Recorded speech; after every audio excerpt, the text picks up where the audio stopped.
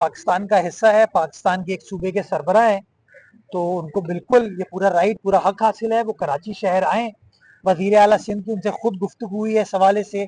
हम तमाम नुमाइंदगान ने, वुज़रा ने वेलकम किया उनको कि कराची आएँ और कराची में आके आपको अपने कारकुनान से मिलना है, बिज़नेस कम्युनिटी से मिलना है, आप सहाफ़ियों से मिलना है, वो बिल्कुल आएँ।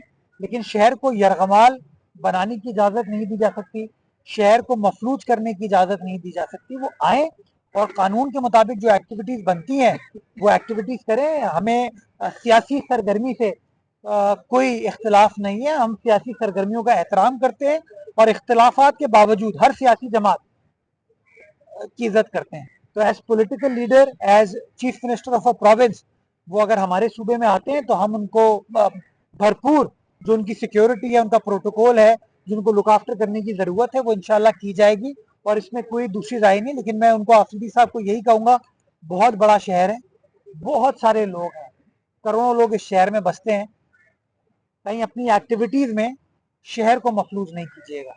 शहर के लोगों को कोई दिक्कत ना हो, शहर के लोगों को कोई तकलीफ ना हो, ट्रैफिक चलता रहे, कोई ऐसा ना हो ना सड़क पर आप कोई एक्टिविटी करना शुरू कर दें, कोई चौक पे एक्टिविटी करना शुरू कर दें, ये चीज़ गैर मुनासिब होगी।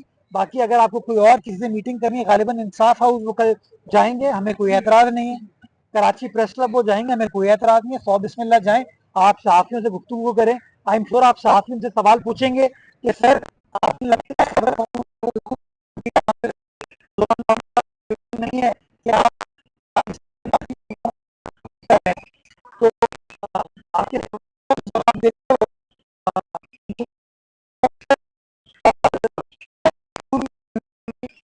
शहर में रहती है, उनको दुम्बा शुम्बा खिलाएंगे यार, शनवारी की कढ़ाई खिलाएंगे, और क्या होता है रोश रोश वोश इनको खिलाएंगे। लेकिन ये कि सब होश में रहें और शहर का भला हो, शहर की आवाम का भला हो, पाकिस्तान का भला हो, लड़ाई झगड़ा ना हो।